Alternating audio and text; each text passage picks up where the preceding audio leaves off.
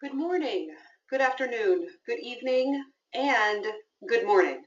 I think I've covered all the time zones represented by the registered participants for today's webinar, a call to action to address iatrogenic fistula.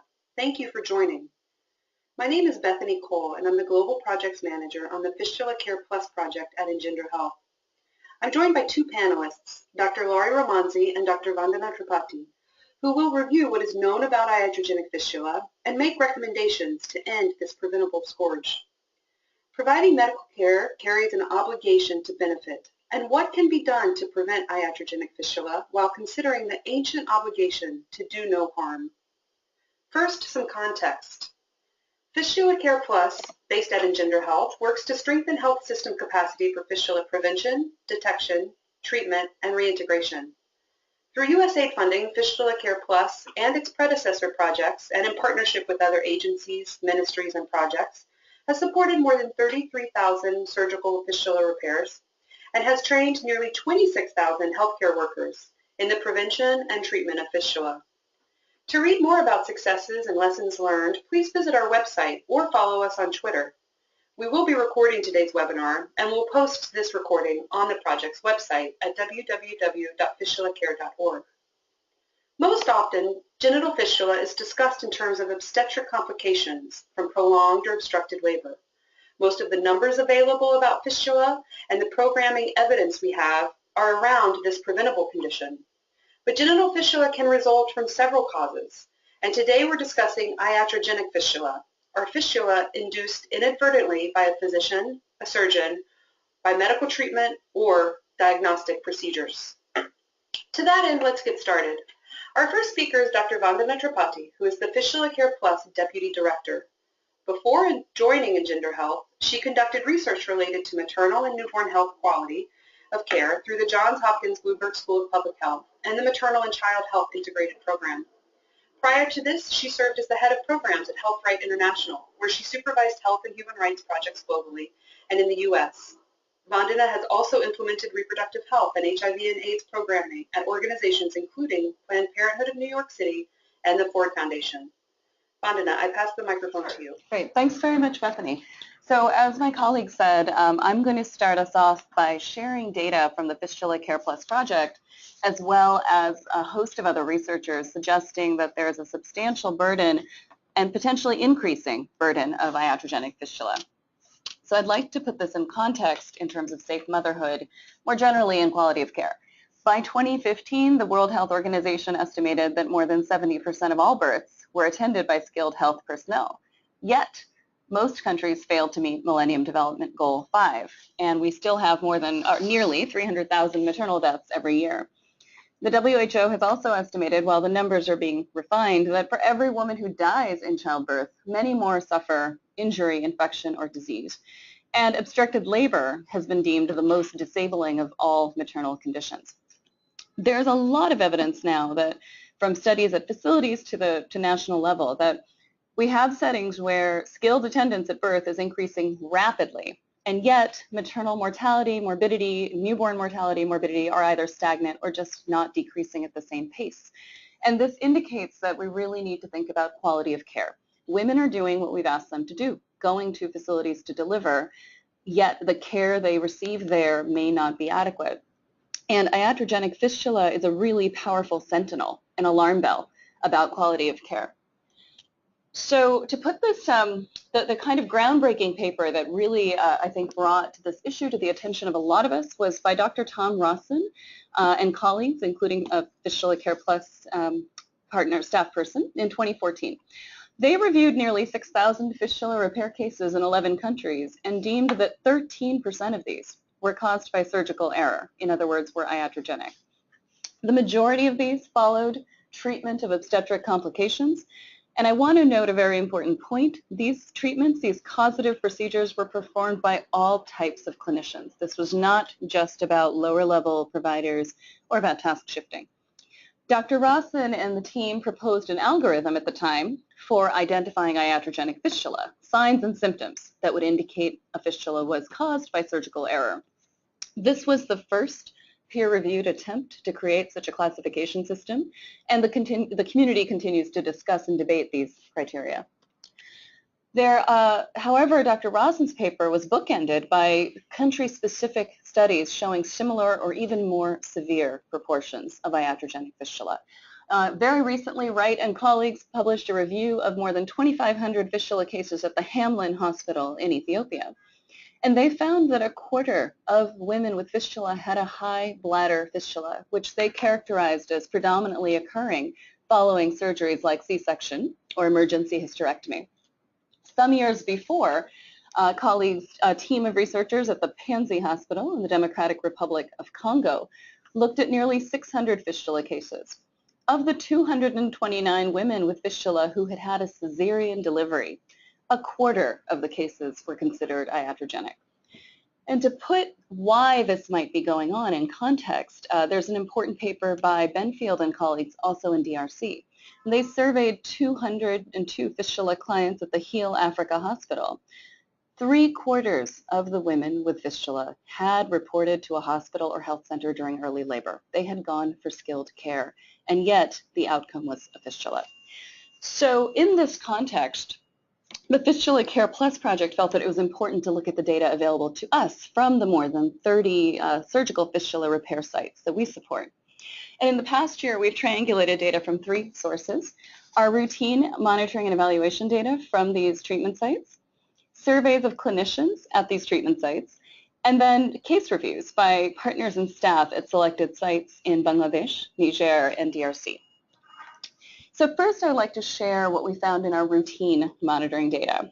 And this graph shows you the percentage of diagnosed fistula cases that were classified as iatrogenic at Fistula Care Plus supported sites.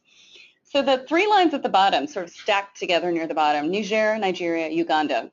What you see is that for the most part, single-digit percentages, with a little uptick in Nigeria, 10% or fewer of the cases being considered iatrogenic. In DRC, it's a bit higher. Depending on the quarter, between 9 and 23% of cases were considered iatrogenic. And then in Bangladesh, the picture is different. Between 15 and 36% of cases every quarter were considered iatrogenic. So what we see here is a wide variation, not only between countries, but among countries over time. We also surveyed clinicians, primarily OBs and surgeons, at the facilities where we support surgical repair. And 18 facilities, 1 surgeon per facility, responded, 6 in Nigeria, 6 in Bangladesh, and several in Uganda and DRC. And we asked them to discuss their perceptions of iatrogenic fistula. And I want to note that in most settings, in virtually all settings, the fistula treatment sites are not the same as the sites where these causal procedures are occurring. So we are not, we believe that there's some separation that allows for objectivity or transparency in talking about this, which is a sensitive issue. We are talking about surgical error. So of the responding surgeons, a quarter thought that 25% or more of the fistulas that they repair are caused by surgical error. And more than a quarter thought that between 10 and 24% of the cases they repair are iatrogenic. So really corroborating what we saw in our M&E data, that there's a substantial proportion across countries of cases that are iatrogenic. We also asked surgeons to talk about what they thought was causing iatrogenic fistula. We asked them to rank 5 surgical OBGYN procedures, and averaging the rankings, it's clear that cesarean section was considered the most important contributing procedure, with vaginal gynecologic hysterectomy being considered relatively less important. Finally, we asked the surgeons, how do they classify a fistula as iatrogenic? Because all the numbers that I'm showing you depend on what's in that medical record, the determination of the surgeon himself or herself. A third of the respondents used the Rosen algorithm that you saw some slides ago to determine if fistula is iatrogenic. Half use another definition or case by case rely on the opinion of the senior surgeon. A quarter of the respondents thought that fistula caused by female genital mutilation or cutting by FGM is iatrogenic. 3/4 thought that it was traumatic.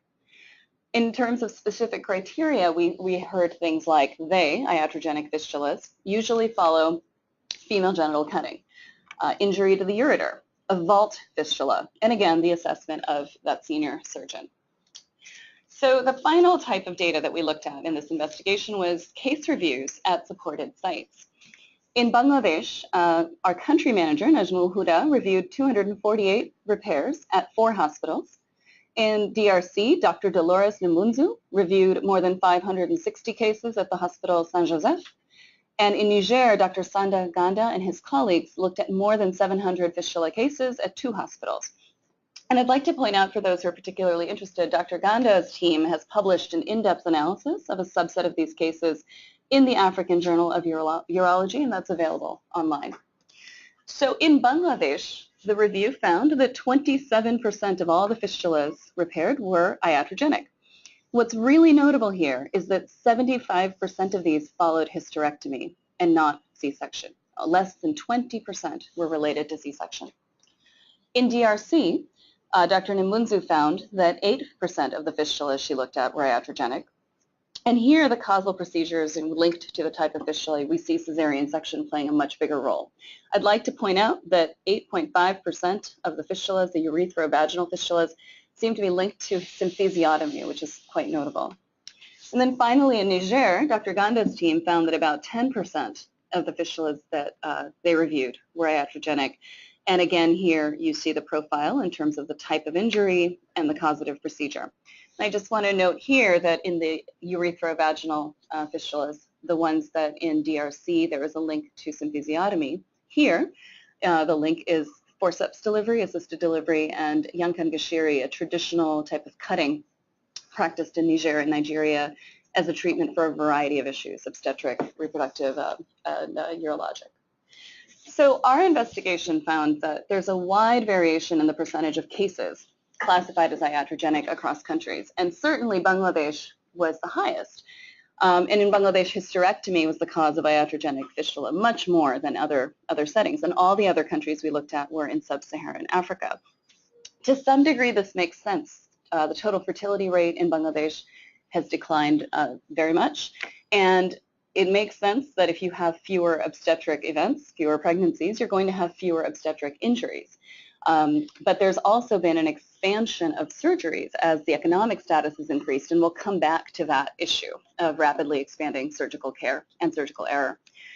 There's also wide variation in the definitions and signs, symptoms that are being used right now to classify fistula as iatrogenic. An example is FGM. There's disagreement about whether fistula caused by FGM should be considered traumatic or iatrogenic, and this disagreement extends to professional bodies as well, not just individual surgeons. There's another gray area that's very important in terms of monitoring and benchmarking. If a woman experiences prolonged and obstructed labor, she's laboring at home for 2 days, she does make it eventually to a facility. She does get a C-section eventually. If that woman has a fistula, is it obstetric or iatrogenic? And this gray area is one we've been mulling over, and Hilton published a comment in Obstetrics and Gynecology that also discusses this complexity and potentially the need for a third category that is obstetric/iatrogenic. So generally, what we have seen here is that the Fistula Care Review and the data from other studies suggests that medical procedures have now become an important cause of fistula, ahead of trauma in most settings, lagging only behind obstetric causes. This is completely unacceptable. What it means is that if iatrogenic fistula continues to occur at current rates, we will have a substantial caseload of fistula for years to come, even if we eliminated fistula for prolonged and obstructed labor tomorrow. And what the context for this is that we do see in low and middle income countries rapid expansion of surgical care, desperately needed surgical care, C-sections and hysterectomies. But we have a danger that we're expanding in terms of quantity without protecting quality. And we also have a danger that in settings where procedures are now being performed by the workforce is expanding, we have new clinicians performing procedures, we risk normalizing iatrogenic fistula, and that is not something that we want to see. So given these data, the Fistula Care Plus project would really like to issue a call for action, and we want to work with the maternal health community, the fistula community, the surgical community more broadly, and we propose some necessary actions. First, there must be a standardization of the definition of an iatrogenic fistula, the clinical history, the signs, the symptoms, because this is the only way that we'll know that the trends we see are real and that we can make valid comparisons between facilities and between settings. We've got to increase awareness about this issue in the obstetric and broader surgical community. And we've got to use this awareness to catalyze improvements in not just the training of the surgical workforce, but the environment that they work in. And again, as the Rawson paper showed, this is not just about lower-level clinicians or about task shifting. This is about the settings in which all surgical team members have to apply their skills. But we also know that there has to be improvement in decision-making about surgical procedures. In Bangladesh, for example, the review found that non-indicated hysterectomy was implicated in numerous iatrogenic fistula cases. So we've got to make sure that unnecessary surgery is not being performed that leads to grievous injuries like fistula. And then finally, we've really got to support the routine monitoring and reporting of iatrogenic fistula in those settings, those facilities where surgical OBGYN care is provided, the EMOC facilities, so that iatrogenic fistula is really something that becomes reportable as a sentinel indicator in the maternal community. We have just published a technical brief on this topic that summarizes the data you've seen here, as well as this call to action, and it's available on the fistulacare.org website, both at the link you see here, but also our homepage. If you go to News and Publications on the fistulacare.org website, the technical brief is linked there. So I'd like to acknowledge the folks whose work, in addition to the surgeons that I've already mentioned, other members of Dr. Ganda's team in Niger, as well as Karen Levin, the Senior M&E Associate here at Fistula Care Plus, who analyzed our routine data, and of course USAID for their constant support of this work. Thanks very much. Vandana, that's great. Thank you. So I want to have a quick check-in with our participants here. I see the folks who are attending. If anyone attending could just send a quick chat. I want to make sure that we can, you are hearing us and that we can see you.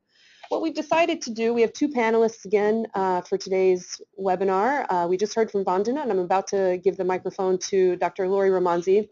And we're going to take questions after her presentation, but if I could get one person, whoever's out there, to give a quick chat in the chat box to show that you can hear us. And I want to make sure that this is a good way to get questions at the end too. Anyone out there want to give a shout? Oh, hello. Oh, here we go. Okay. Okay, great. Everyone, it's going great. Yes, someone has already, okay, I'll take this question out of turn. Can we download slides? Let's see, can we make that any bigger so we can see?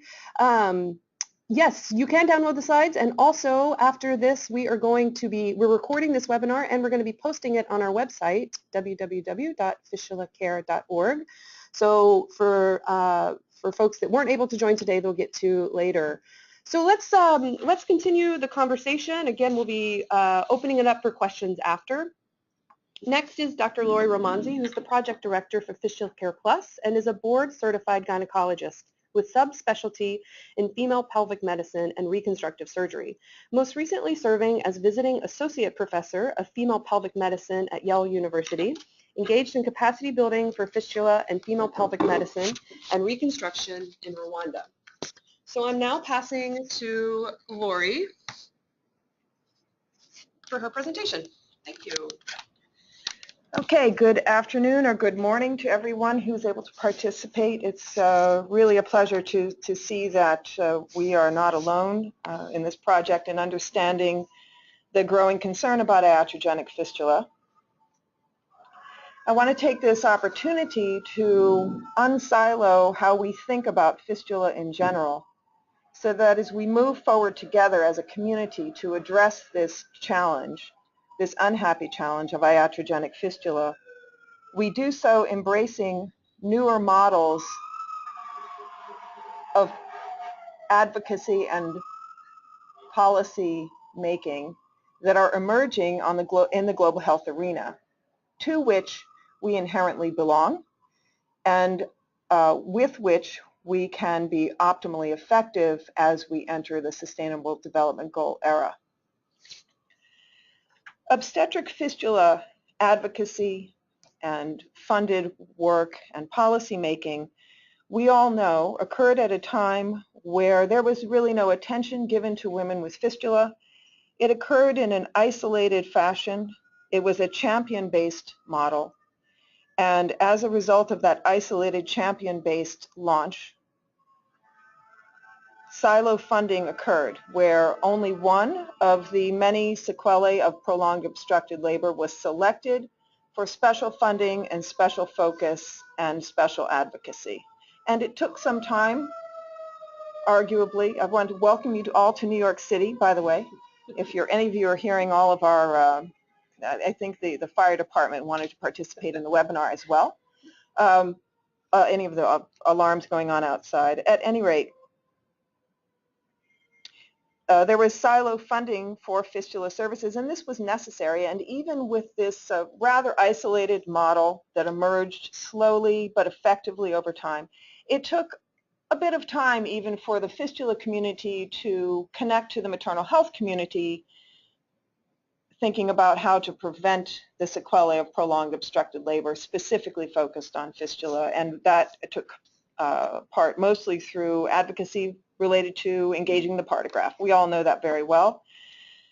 However, at this point, we have the opportunity to engage a larger multidisciplinary activity related to surgery and to anesthesia in general that not only crosses clinical disciplines, but also crosses policy sectors.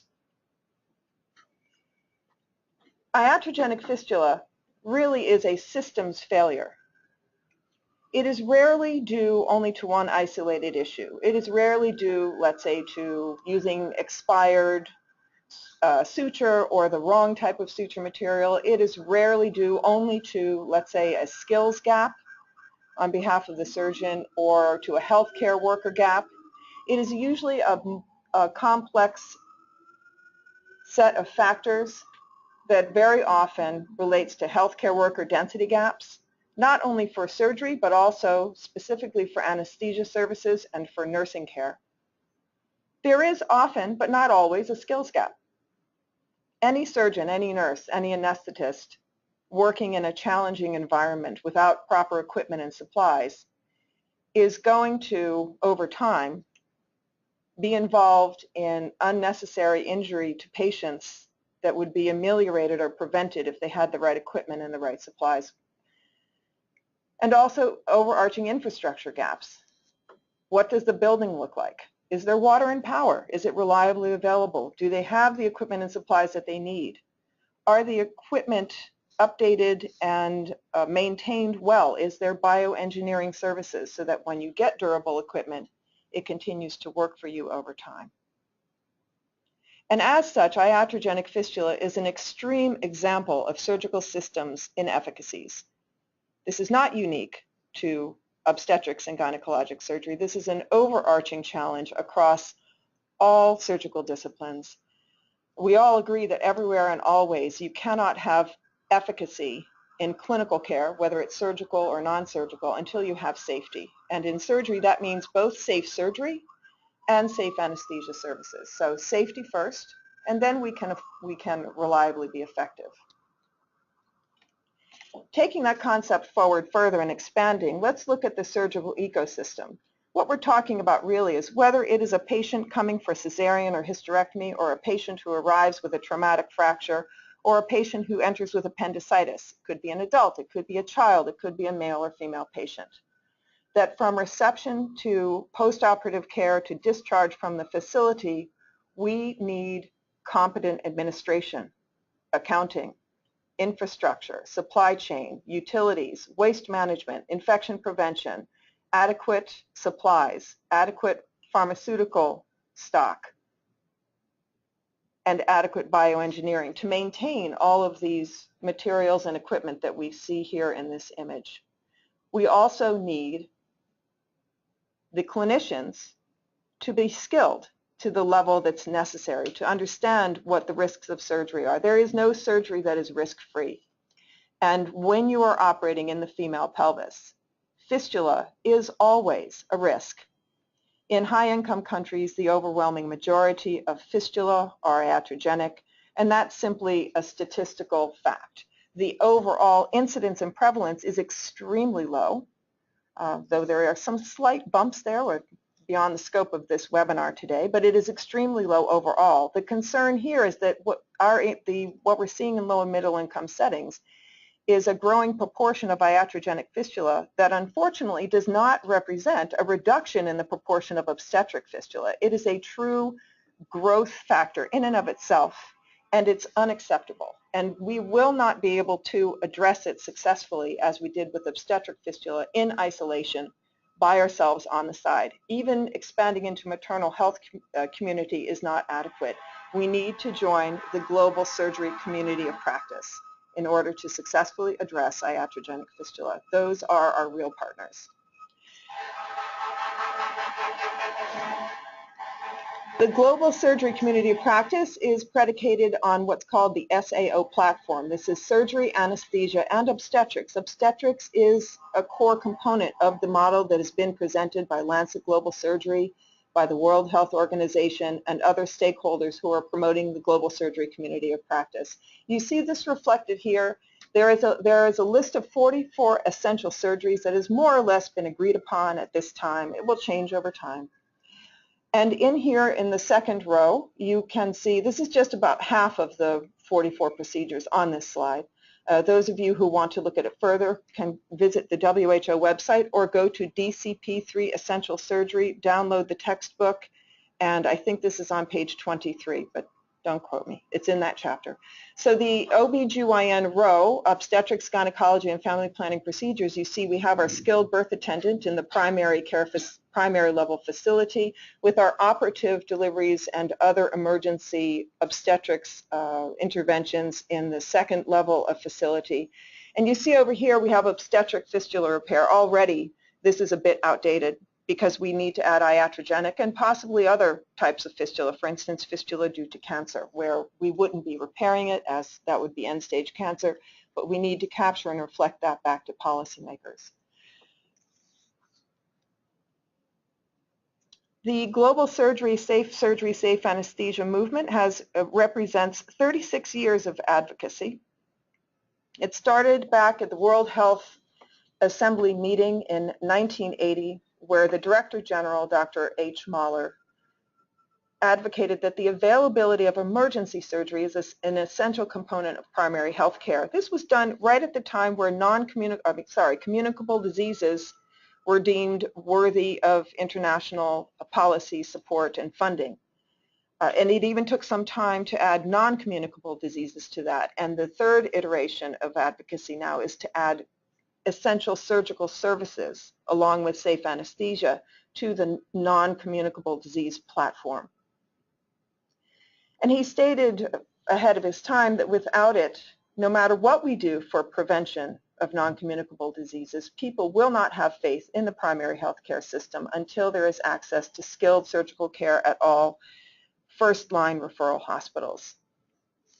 And we just see it finally coming to fruition after decades of work on behalf of World Health Organization, Essential and Emergency Surgery Committee, and other stakeholders, so that in 2015 and now in 2016, we even see partners such as GE Foundation joining the cause as we move forward into a combined policy model. We know that with policy, there's advocacy for the problem, there's advocacy for the policies to change the problems at the local and national levels, and then there's advocacy that is political, and these three streams need to come together. And when they come together, we have a window of opportunity. And right now, as we address iatrogenic fistula, we are living inside an active and activated window of opportunity within this global surgery community of practice. The advocacy has expanded even to the international level, highlighted primarily through a group called the G4 Alliance. The 4 stands for Surgery, Anesthesia, Obstetrics, and Trauma Care. EngenderHealth is serving on the board of the G4 Alliance, so we can advocate and report that they are very active and truly taking the lead in creating a global safe surgery, safe anesthesia environment within which you see language for fistula, not just obstetric fistula, for safe cesarean section, and for safe care for pelvic organ prolapse. We see these three streams also coming together. In 2015, the World Health Assembly generated Resolution 68-31 to strengthen emergency and essential surgical care and anesthesia as a component of universal health coverage. Again, iatrogenic fistula has a home inside this emerging framework. We don't need to do it all by ourselves. We see also advocacy at the political and policy level in the Lancet Commission on Global Surgery, which was published in 2015. You can go to lancetglobalsurgery.org and download the entire proceeds free of charge. In that model, they talk about the SAO, Surgery, Anesthesia, Obstetrics platform, reflected in 3 bellwether procedures. When these 3 bellwether procedures are being routinely and successfully provided to a community in a reliable fashion, it's believed that that can be an indicator that a facility is providing adequate basic surgical services to the community. And these 3 bellwether procedures are emergency laparotomy, treatment of open fractures, bone fractures, and cesarean delivery. This has been endorsed by the World Bank and other global stakeholders and policymakers as we see these 3 streams coming together towards successful policy. Within the fistula community, Vandana Tripathi spoke to this, and I want to take the opportunity to elaborate upon it a bit. How can we best address iatrogenic fistula, engaging a broader framework and working multidisciplinarily across clinical sectors to engage a general safe surgery, safe anesthesia policy that will help make cesarean sections safe, that will help make hysterectomies safe? What can we do? Well, first, I think, as Vandana well illustrated in her review of the literature and our own internal project data, it would be helpful to first define what do we mean by iatrogenic fistula. And so it may well be time to convene a working group towards that end. This year, in October of 2016, in Abuja, Nigeria, the International Society of Obstetrics Fistula Surgeons will have its biennial meeting, where you see this emerging in some of the sub-themes of the meeting. And also, you treasure what you measure. So even inside our own project, we have expanded how we are reporting fistula to capture the women who present with other sources of fistula, including fistula that are not amenable to surgery, that will not show up on our case lists, women who have fistula due to infection or due to cancer. At minimum, we can capture that data and reflect it back to ministers of health as they begin to engage their communicable and non-communicable disease interface with surgical and anesthesia services.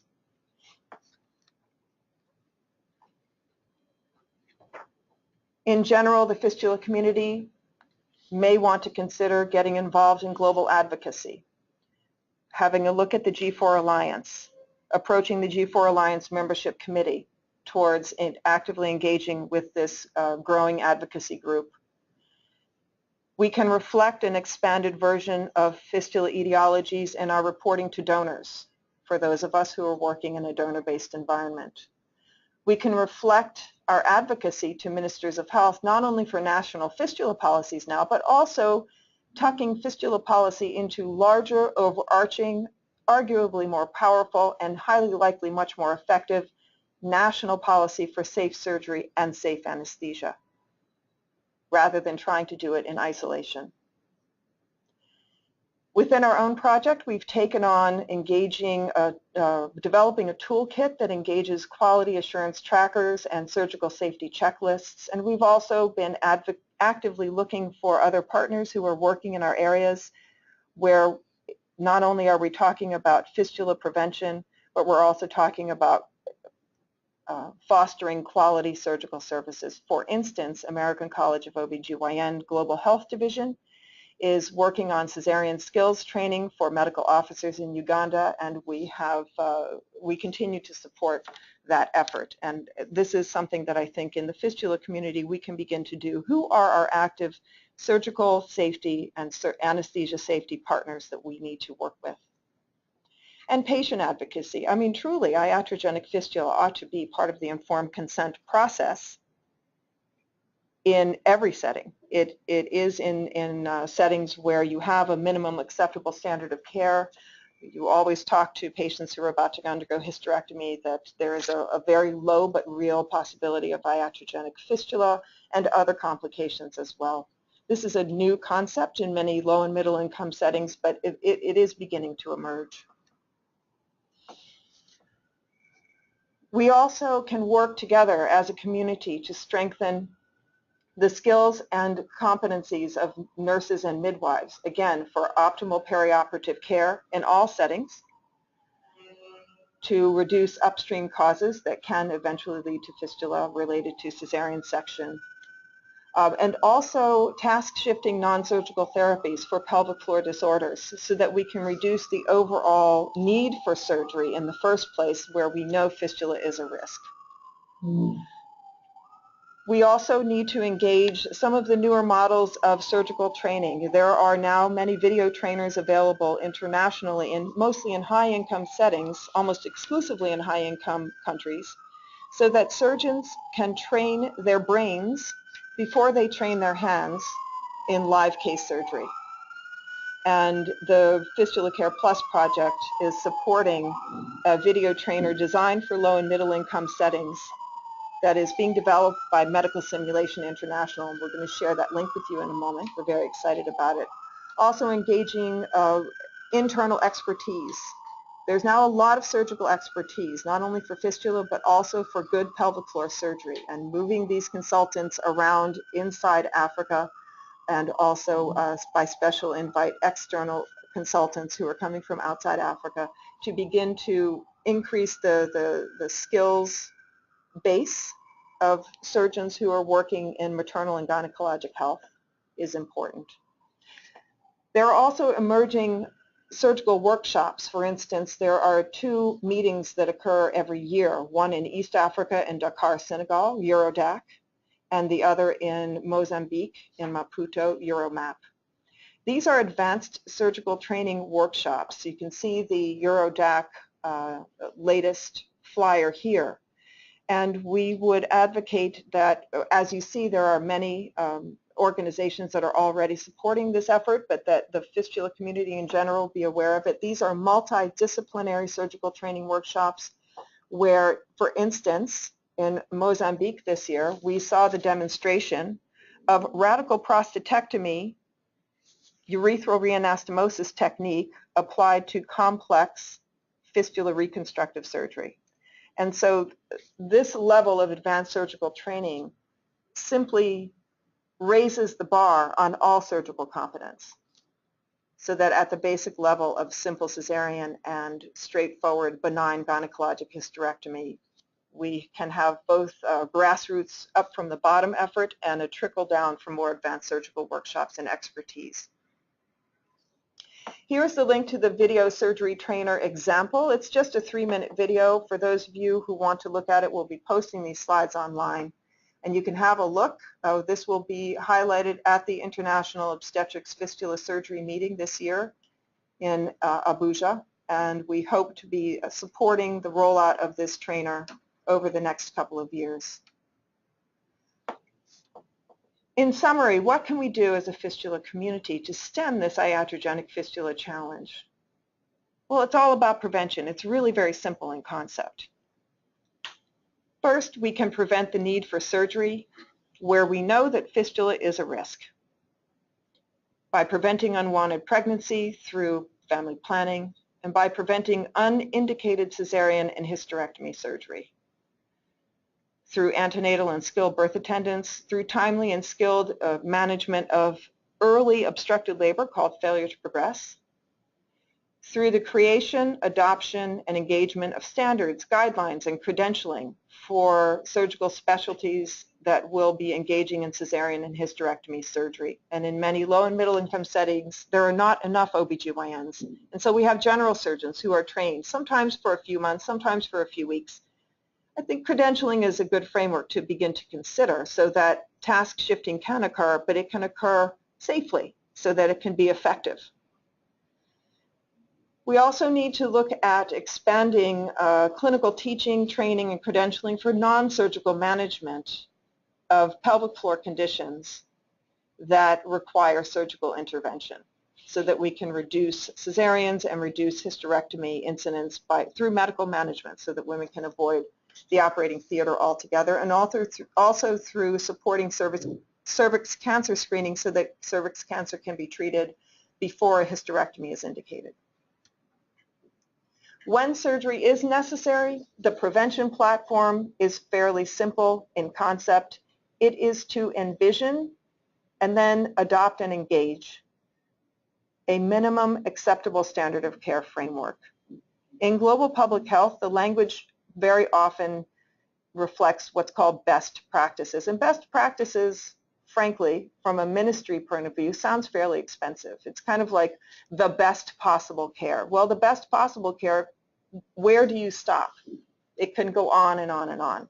But if you think about a minimum acceptable standard of care platform below which you know things are not being done well from a systems point of view, then it becomes a little easier to create standards, to create guidelines, to establish quality assurance platforms, and ultimately to invest in accountability.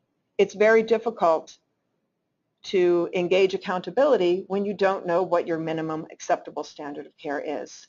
This is a multi-sectoral, multidisciplinary concept, and in the fistula community of practice, we have every opportunity to support and engage it.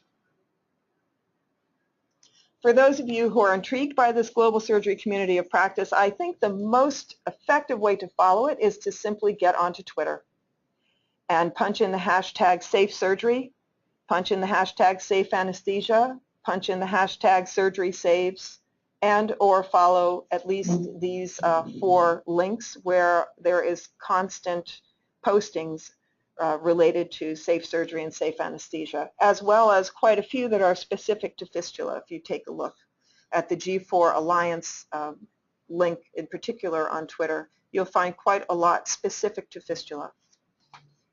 And for us, you can join us at Fistula Care. Thank you very much for your attention. I'm going to turn it back to Bethany now. Lauri, great. Thank you. Thank you so much. Lauri, I have a question to start off with here. A lot of your prevention, or one of the aspects of the prevention that you mentioned is accountability. And so if iatrogenic fistula results in a breakdown in communication and a processes of care at the facility level, at a process level, and if preventable harms and injuries are the result of these systems failures, then who is held accountable? Well, we know if we want to go back to the framework that it is a systems challenge and that most frequently there is more than one systematic factor that was suboptimal contributing to bad outcomes, whether it's iatrogenic fistula or sepsis or wound infection or any other surgical complication. Then we can begin to first simply report, treasure what you measure, and report the entire etiology spectrum of what is causing fistula in our hospital, what is causing fistula in our fistula camp, what are all the causes, and then secondarily begin to advocate to address the gaps. So for instance, if there are iatrogenic fistula coming from a maternity center where you have a single surgeon doing his or her own anesthesia and doing 10, 15 cesareans per shift with minimal suture, no surgical assistant, suction that is unreliable or non-existent, poor lights, and a table that doesn't tilt, then you can imagine that somewhere in there will be complications, many complications that could be prevented if there is adequate staff, adequate supplies, adequate equipment.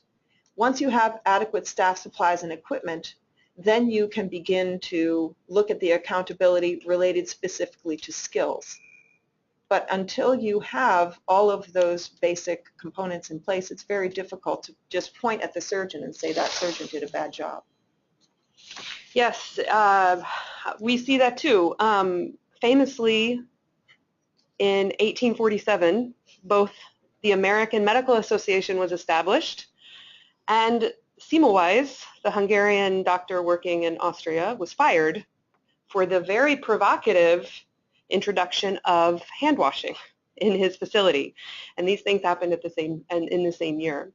So let's open it up to some questions here. I want to thank again everyone that's on, that's joined us online. I think we'll begin here. This question, how can we incorporate surgical obstetric training into medical education training for docs, midwives, and nurses? This comes, maybe Lauri, are you the best? Would you like to address that? Yes. Again, we get back to policy models because it's in essence an advocacy issue. In every country, there are medical education systems that are credentialed and formalized and supported somehow to variable levels, depending on the economic status of the country overall and depending on the country's dedication to education in general and then to medical education specifically. So whatever the setting, then you get back to the problem, advocacy for the problem, advocacy for the policy, and advocacy related to the political support necessary to engage the changes necessary. But my guess is that this questioner is writing about or writing from a setting where there is an established medical education system and where these skills are somehow taught. And then you get into standards. What are the standards? How many cesareans should a trainee complete successfully before they are credentialed to do the procedure? And there are guidelines available that could be shared between countries as to numbers of cases, and when does someone need remedial training, where is the cutoff and how do you credential that? There are established systems for that are usually tied to curricula. Okay, all right. Vandana, let's switch to you here very briefly. You presented information that is collected from routine data, clinical surveys, and case reviews. And we saw within that data wide variation. So can you make any comment as to the numbers that we're seeing with iatrogenic fistula? Famously within fistula, we are plagued by not having enough numbers or having a lot of confidence in the numbers that we have, that we use. So as we look at iatrogenic fistula, can you make comments on these numbers that we're seeing? Are they accurate? Are they real? In other words, is iatrogenic fistula, is it actually increasing? Is it actually present? And I think there's a lot of evidence to suggest that it is. First of all, while our data come from facilities all over the world where it's very likely that surgeons are using, we know from the survey, surgeons are using different approaches to classify fistula as iatrogenic. They have different opinions about what counts as a fistula from surgical error. But I think we see there's several reasons to believe the data. One, that the research that's been done outside our project, for example, that review of thousands of cases at the Hamlin Hospital is finding similar trends, a real shift in the profile of obstetric fistula. Two, that it's occurring, the shift that we're seeing is occurring in a context where surgeries are increasing and where in settings where parity is decreasing. And so there's a lot of reason to believe that the iatrogenic fistula issue is real.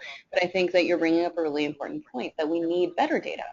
And the only way we're going to be able to make comparisons across settings, the only way we're going to be able to benchmark what an acceptable level is to have a good, consistent measurement system that is actually adopted across the settings where surgical obstetric care is provided and gynecological care is provided.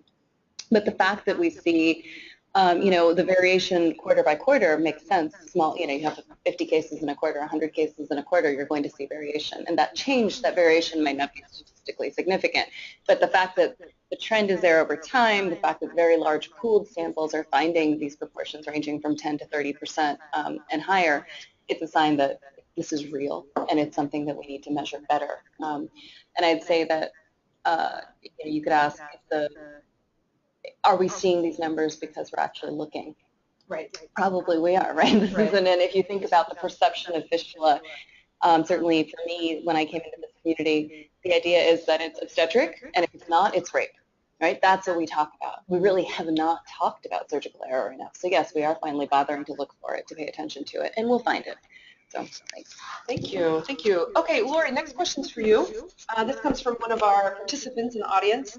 What information do providers and women need to advance the idea and practice of checking for post-delivery or post-surgery signs or symptoms that relate to fistula or other post-delivery or post-surgery morbidity?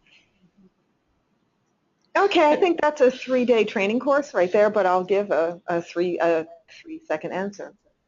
Well, first of all, we can expand how we think about the sequelae of prolonged obstructed labor to include, but to go beyond fistula. For instance, a prolonged obstructed labor creates a lot of crush injury. That crush injury can involve crush injury to pelvic nerve roots. And so screening women for foot drop becomes important, and it's a huge quality of life impact. A physical therapy done in the acute phase for foot drop is very simple and can truly help restore neuromuscular function. But when the foot drop is ignored and the Achilles heel contracts over time, then you're talking about a surgical release and a much longer rehab, with much poorer neuromuscular reeducation. There are other fibrosis issues that can occur in the female pelvis that can significantly affect her quality of life and impact the community as well. Internal vaginal fibrosis, infertility, cervical stenosis, and hematometra are things that we've come to understand we have to address in the fistula surgical community, though we still talk about fistula, fistula, fistula. We're actually dealing with many other sequelae and morbidities. A woman can have a 5-day labor and somehow magically not develop a fistula, but develop such fibrosis around the continence mechanism that she becomes severely incontinent to an extent where it sounds like she has a fistula when she actually does not. Those women deserve care and attention. There's also pediatric sequelae. The babies are often born stillborn, but those that are born live-born after prolonged obstructed labor clog the outpatient facilities and pediatric wards with permanent lifelong neurologic damage that can include cognitive development delays and cerebral palsy and paralysis. There are also mental health sequelae that we still do not do a very good job with in the fistula community of practice. These women have suffered a severe trauma. Prolonged obstructed labor classically kills women, and those who survive are always damaged somehow. And part of that damage is a post-traumatic stress disorder-like syndrome about which we do not very much at all. There's also mourning a stillborn baby, mourning a live-born hypoxic baby, and other anxieties and depressions that very often arise after prolonged obstructed labor, and other sequelae as well. So rather than focusing on fistula, which deserves a special focus, we can think about prolonged obstructed labor in general. What does it do to the woman and the baby and the community as a result of affecting both mother and baby?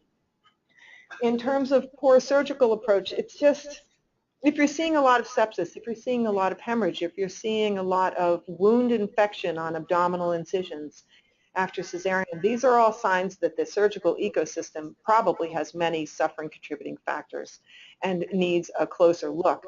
But this requires advocacy, because until you have the policy mandate from your ministries and your academic institutions to hold the entire system to task for creating a basic ecosystem that works for everyone all the time, you can't do much in isolation. You can't do much just being a fistula project or being a fistula camp provider, externally funded most often, because these are overarching issues, and this is why the global surgery community of practice is going to prove invaluable in this iatrogenic fistula era. Agreed. Agreed. Participant from Congo's written in to ask about female genital cutting, and if that causes iatrogenic harm, can it be labeled iatrogenic? Because the person doing the cutting might not be a healthcare provider. Vandana, do you have anything to say to that? Yeah, I think this is a really important issue. The challenge is that in many settings, the person doing the cutting is not a clinician, right? It's a traditional birth attendant, it's a woman in the community. But in many settings, cutting has been medicalized. It is being done in hospitals, right? We know that in not just in sub-Saharan Africa, but in several different regions of the world. And that's why I would advocate, first of all, the Fistula Care Plus project feels pretty strongly that injury caused in the course of female genital cutting is traumatic. That's our perspective on this, that these fistulas are traumatic. But given the debate, given the fact that cutting occurs in health facilities in many settings, I think this needs to be its own category to avoid muddying the waters and to really enable us to focus the iatrogenic category on tracking the kind of surgical quality of care issues that Lauri and I have talked about. So we would propose that rather than trying to dump it into the traumatic category or the iatrogenic category, FGM is its own huge issue, and it should really be tracked separately. I want to add one thing to the prior question that was asked that Lauri began to address, how can we determine if it was poor surgical approach or if it was prolonged and obstructive labor? And, it's really about algorithms that bring together the anatomical characteristics with clinical history, and to measure both together. And I think we can really look to the verbal autopsy approaches for maternal and for neonatal mortality that have been practiced in many, many settings, including very hard to reach areas where the data in the health facility data are limited, where with high diagnostic accuracy, primary and secondary causes can be attributed, and to really recognize that sometimes it's not going to be a single cause decision. It will be something where you may say, well, the primary cause appears to be obstetric, but there may be the secondary cause. But as the review from Hamlin showed, as other reviews showed, we do see differences in the patterns of anatomical characteristics, right? The fistulas that are likely caused by surgery do have certain signs and symptoms that we can start to look at. But this is really something that requires more research, more working groups, the community talking, validation, review of a sufficiently large pool of clinical data to talk about validating an algorithm that includes clinical history and clinical presentation. Okay, well, we have some unanswered questions here, both from participants, but also I think just us as a community. There's more work to be done. And as we look to the beneficence of non-malfeasance, that is the cornerstone of providing health care and judging by the standard of patient benefit and always keeping what's best for the patient center to all that we do. This certainly is not something that we were going to address in today's webinar, but I am just so grateful to all the participants that joined us today, to the team members, Fistula Care Plus and EngenderHealth, our partners, surgeons, always USAID and the great support that they provide us, the healthcare workers we work with, ministry colleagues, hospital administrators, researchers, policymakers, and of course the women for whom we all work who are seeking or needing genital fistula services. I want to say thank you, a big thank you. As I said, this webinar will be posted to our website. We've been tweeting throughout this. I hope that everyone here will feel motivated to continue the conversation. And we look forward to hosting everyone again in the future. My email was included in the invitation to this webinar. If you have any follow-up, feel free to reach out to me. Again, I'm Bethany Cole. And thank you all, and have a great rest of your day.